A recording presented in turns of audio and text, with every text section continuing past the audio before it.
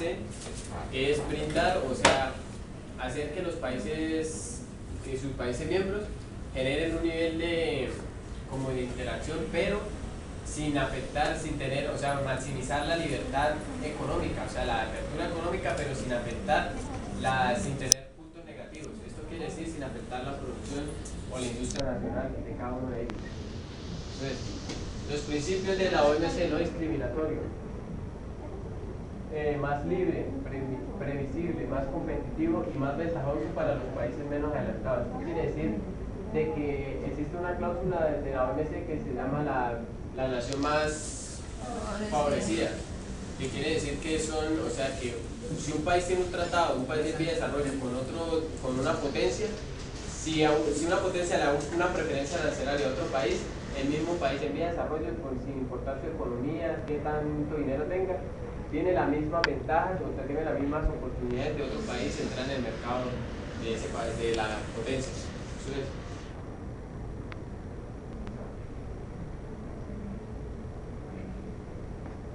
Otro organismo económico internacional es la OCDE, que es la Organización para la Cooperación y el Desarrollo Económico. Actualmente fue fundada en 1960. Actualmente tiene 34 países. Es conocido como el Club de los Países Ricos. Es como son foros que normalmente se realizan y sus principales idiomas son el francés y el inglés. Su sede principal está en París, en Francia. El objetivo principal de la OCDE es coordinar sus políticas económicas y sociales a favor del desarrollo. Como vemos, la OCDE está conformada por los países económica, social y políticamente más fuertes del mundo, que son los que tratan de regir todas las economías, prácticamente enfrascando la manera actual como un modo de globalización. Entonces hacen que los países en vía de desarrollo los vean a ellos como ejemplos a seguir y se guíen por una línea que dicen ellos que lleva hacia el éxito económico. Entonces esto lleva que los países en desarrollo prácticamente siempre tengan que depender de una potencia mundial para poder aumentar así sea su economía. Pero esto no quiere decir que por aumentar su economía proporcionalmente aumente su nivel o su calidad de vida. Esto son dos cosas totalmente diferentes, que a veces en las potencias sí pueden ir de la mano, porque ya son países industrializados donde tienen todo su capital de proyección en educación, vivienda e infraestructura. El lema de la OCDE es mejores políticas para una vida mejor. Como les expliqué anteriormente, ellos aplican eso, pero en sí este lema sirve pero para el grupo como tal, pero para la expansión de la OCDE de los países de potencia hacia los países de desarrollo, particularmente no creo que se cumpla porque existe un factor determinante que es el nivel de competencia. Un nivel de competencia, un país subdesarrollado o vía de desarrollo, perdón, no tiene la misma capacidad de entrar a competir en cualquier ámbito, así sea solamente en el ámbito agrícola. Y muchas veces los países grandes, las potencias, se aprovechan y plantean estrategias para tratar de apoderarse prácticamente de todos los recursos que tienen los países de desarrollo. Entonces, los países como Colombia prácticamente quedan con las manos cruzadas y simplemente se basan y se rigen por las condiciones que impongan las potencias. Pueden aumentar su PIB, como en el caso de Colombia, que ha aumentado significativamente, pero no ha aumentado el nivel de vida, el nivel de la calidad de vida de las personas. Y por último, la UNCTAD, que es la Conferencia de las Naciones Unidas sobre el Comercio y el Desarrollo.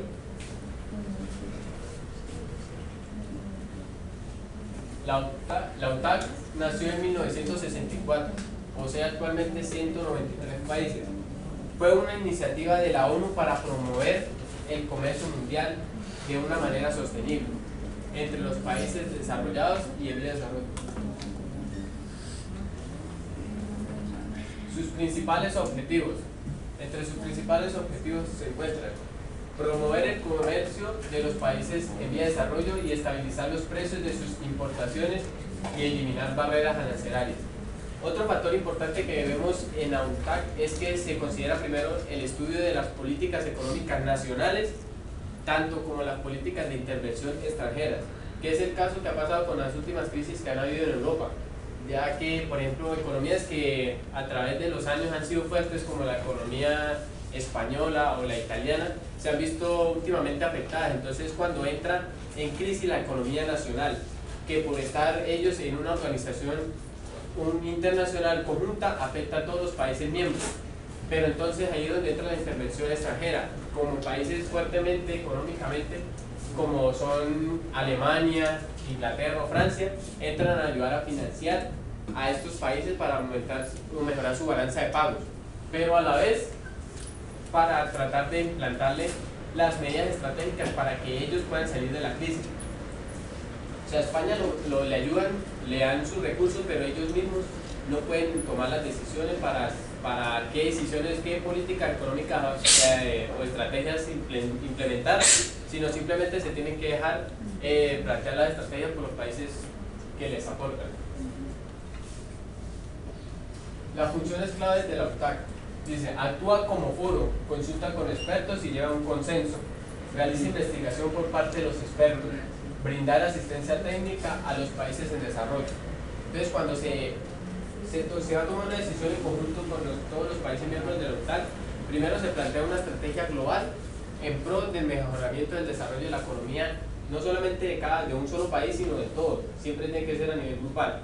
Entonces se plantea la estrategia, se lleva a una reunión de la UNTAC y estos se plantean y llevan a grandes expertos que están en diferentes partes del mundo estudiando los mercados, los movimientos de divisas, la fluctuación del dinero exactamente. Y esto hace que se planteen unas ventajas y desventajas de qué tan viable sea una estrategia al momento de una crisis. Eso fue como la decisión que tomó Alemania de ayudar económicamente a España. Sí, de hecho la UNTAC es prácticamente hoy en día la fuente técnica más importante de información, sobre todo en términos del comercio electrónico. La UNTAC se especializa mucho en generar reportes estadísticos sobre el comportamiento del comercio electrónico y lo que aporta a las economías del mundo. Hoy en día un análisis, por ejemplo, de inteligencia de mercados, en términos de utilizar las cifras para mirar el comportamiento macroeconómico de ciertas regiones, se debe basar fundamentalmente en lo que la UNTAC maneja e interpreta, porque es, digamos, la fuente técnica de análisis que en la actualidad es de mayor credibilidad.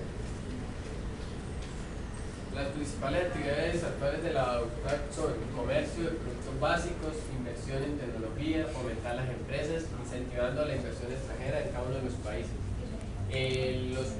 Todos los países en su totalidad suman alrededor del 70% de los mercados globales diariamente, o sea, gira en torno prácticamente toda la economía mundial en torno a ellos, a la UNTAC. Y aparte de eso proporcionan el 80% del PNB mundial, Producto Nacional Bruto.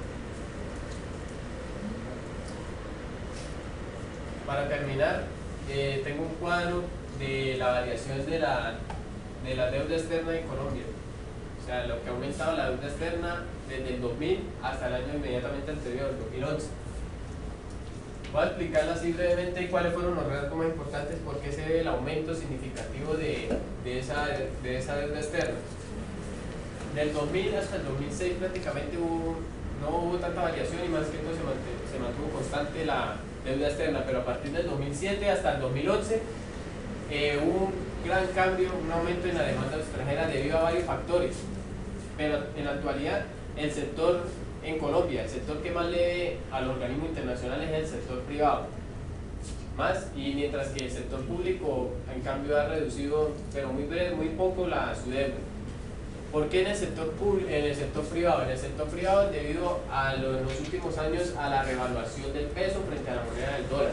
Entonces esto hace que los empresarios privados tengan la capacidad de endeudarse más, porque les queda con mayor facilidad pagar con la revaluación, pagar sus deudas. Esto hace que las grandes empresas multinacionales quieran préstamos para invertir en el país.